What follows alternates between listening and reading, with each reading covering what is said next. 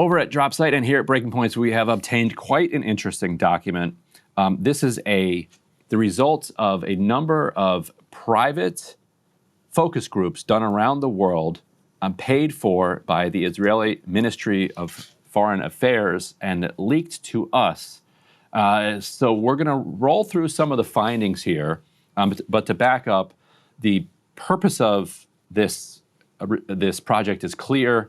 It is to test what messages will work for Israel going forward, particularly, quote unquote, after the war, in order to kind of try to regain some of the international legitimacy and standing that they have lost over the years.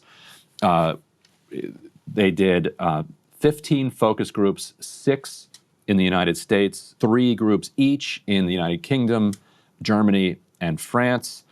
They also did what they call quantitative message testing, 8,050 total interviews, 3,250 interviews in the US, 1,200 each in the UK, Germany, France, and Spain.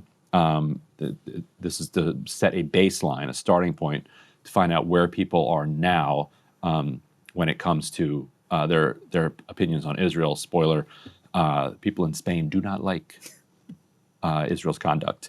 And then phase 3, what they call animatic testing. This is 5,600 interviews, 4,000 in the US and 1,600 in the UK and Europe, which isn't totally complete, but what by the time that this was put out, but it's testing specific, what they call messages, tone, and delivery. So what are they doing? They're sitting down with people. This is very expensive work, by the way. Oh, yeah. Millions and millions. And it's going to Stagwell Group, which is Mark Penn's firm. Oh, interesting. Yeah, Mark Penn, former Clinton guy, now more of a Fox News Trump guy. Sort of centrist. Yeah. Third-way type, but a maybe. Quirky, anyway. Yeah, definitely. You can look him up. Go down the Mark Penn rabbit hole if you want. He and his wife are involved with No Labels. Like, they launched No Labels. There you go. We just explained it perfectly. Yeah, there you go. So what they do these focus groups, then they do telephone interviews, get baseline, and then they go back to people and try to figure out what can move people from their current baseline, basement level views of Israel to something that gives them some level of international legitimacy and avoids the isolation that is quite obviously coming their way. To short circuit and get right to the chase, effectively what they recommend is ramping up Islamophobia.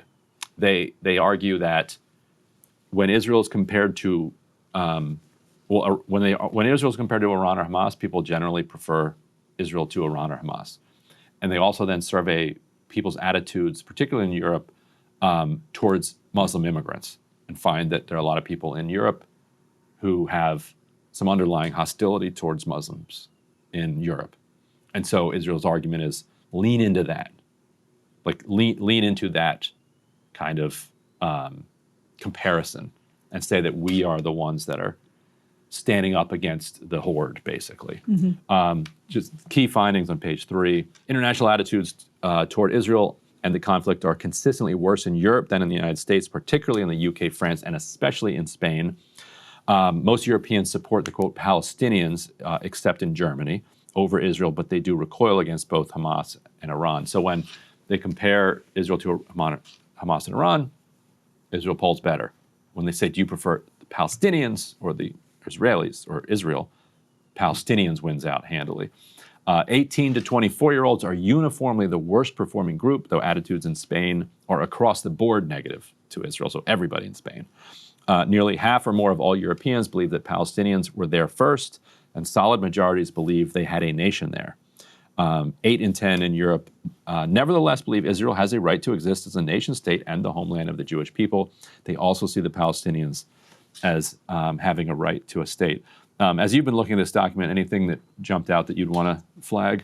Well, this juxtaposition that comes across pretty favorably to Israel in the U.S. of Israel versus Hamas and then Israel versus Palestinians. Now, in the rest of the world, when you make it Israelis versus Palestinians, you see more favorability towards the Palestinians. So UK, France, and Spain. Germany and the US are still the places where there's more favorability for the Israelis over the Palestinians.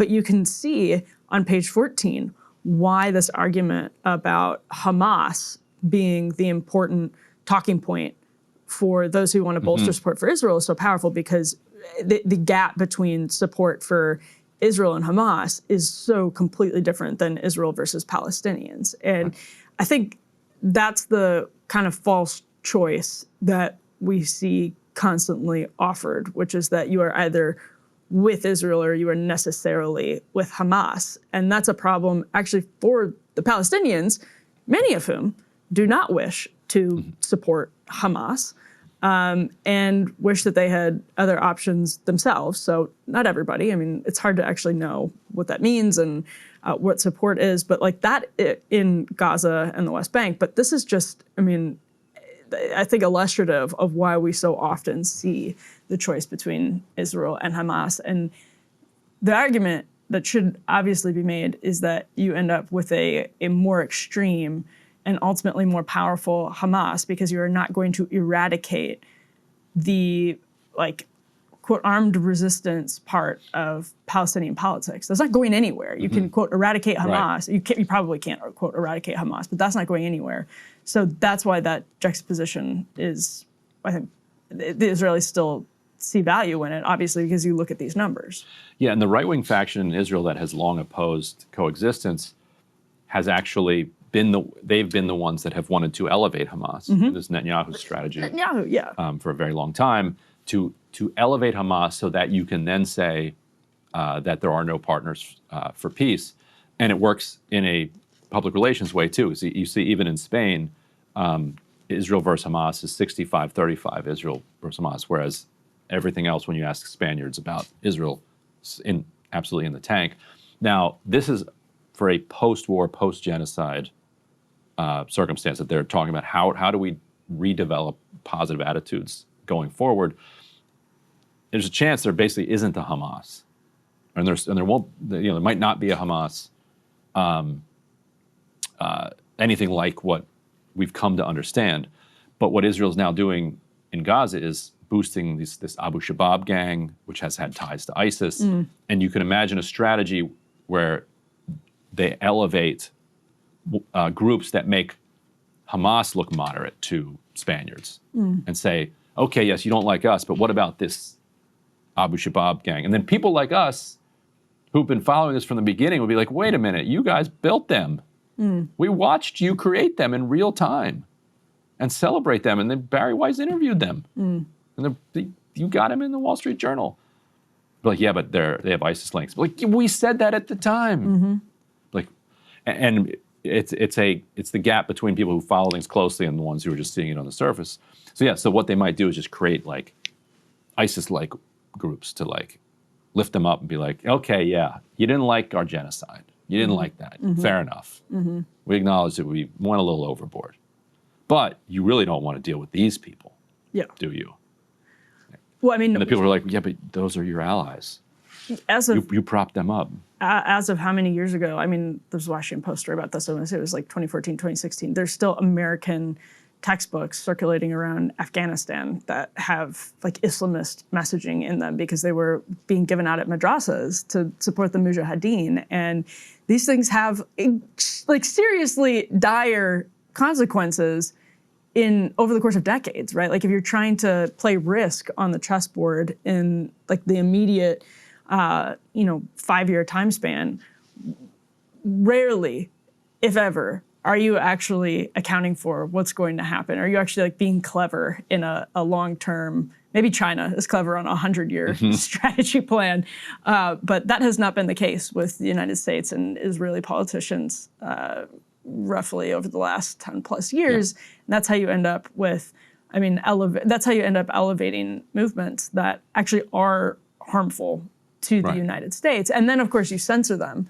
You take the Bin Laden letter down from The Guardian, showing how the U.S. government, created this threat to the United States unintentionally with a ridiculous policy in Afghanistan. But anyway. And if we go to page 15, this is what we're talking about, this cross-national comparison, Israelis versus Palestinians. Israelis doing worse with Spain, that's 71 siding with Palestinians, 29 with Spain. Second worst in France, 59, 41. Then UK, 53, 47, still siding with Palestinians over Israelis. And then it flips with Germany, 55, 45 pro-Israeli. In the US, 65, 35 pro-US. Now the problem, pro-Israeli, same thing. The problem for the Palestinians here probably jumps out at you there. What do you see here? The least powerful countries are the most supportive of Palestinians. The most powerful, most supportive of Israel. Spain being the least powerful of these European countries that are listed here. France would then be the second least powerful. UK being third, and Germany being the most powerful European country, and then the US obviously being the most powerful country. So while publics in general, are leaning more towards Palestinians, centers of power, remain tight with Israel. However, you can see this changing, everywhere. You can go to page 16. Gen Z in the UK likely to support Palestinians over Israel by much more, 65-35 than the average UK. Even in Germany, among Gen Z, it's 63-37. For 18 to 24-year-olds in Germany, it's 71-29. So even in Germany, they're losing long-term. France, way worse, 80-20 for 18 to 24-year-olds, 79-21 for Gen Z. Those numbers would have been so different among that age cohort 10 years ago. That's true. 5 years ago, actually, probably. 19, Spain, it's just a sea of yellow for the Palestinians there. And anyway, if you want to see the entire thing, we can link it below, or you can go check it out at Dropside News. Was this supposed to remain private and just circulate? Yeah. Somebody wanted this out and decided to leak it to us. And who exactly commissioned it? Was it the government itself? Israeli Ministry of Foreign Affairs commissioned Foreign Affairs commissions it. Okay. Which got a huge influx of money for what they call Hasbara, for propaganda efforts. I forget the exact figure. You can go look at our reporting, but the budget for Ministry of Foreign Affairs in the Israeli government has exponentially expanded since October 7th to do this kind of thing. It's expensive to do. Yeah. Just getting together one focus group. Yeah. It's like tens of thousands of dollars. Let alone internationally. Right, to do them all over the world and do a lot of them. Super interesting story. Yeah, interesting story. And you'll start to see it show up in the tone of different statements and such going forward. I'm sure different social media videos. No, it's not going to, I think, create a dramatic pivot. I think this is roughly already a lot of the strategy, but in some interesting ways, it does show they'll have to open a new chapter in the propaganda war because some of the stuff isn't even working in the U.S. anymore.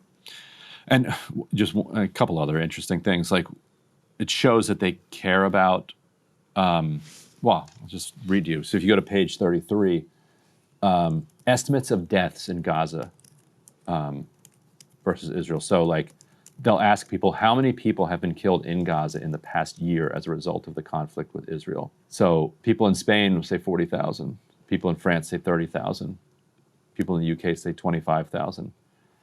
People in Germany and the US say 10,000. So people in Germany and the United States genuinely, so when you look at their attitudes that they have towards Israel, they're based on a misunderstanding. They believe, because of the media diet that they consume, that many fewer people have been killed by Israel than have been killed. So that could also change their views when or if they ever understand that that's not true, that they've been lied to, that it's actually a lot more. So that could be, and it's interesting to note that this is something Israel's paying attention to, that they're surveying it Yeah. to find out, what do people know about what we've done? Right. That is a really interesting one. I mean, the whole thing, it's all interesting. It's the questions they asked are interesting. Like that in particular is interesting. And the next page is really interesting relative to that because it asks, of those killed, do you think they were mostly Hamas terrorists or collaborators or mostly civilians? And by overwhelming majorities, everyone, including people in the United States, believes they were mostly civilians. The U.S. is the lowest, but in the U.S., 2/3 of people believe that they were mostly civilians who were killed. But they also wrongly believe that they only killed 10,000 over the last year. So if they find out, oh, actually it was 100,000, 200,000, like as we find out, does that change people's attitudes? Certainly Israel thinks it will, because they wouldn't be surveying it otherwise. So. Curious to see what they do with that one. Yeah. Very curious to see what they do with that one. Well, fascinating insights here, Brian. Yes, indeed. Hey, if you like that video, hit the like button or leave a comment below. It really helps get the show to more people. And if you'd like to get the full show ad-free and in your inbox every morning, you can sign up at breakingpoints.com. That's right. Get the full show, help support the future of independent media at breakingpoints.com.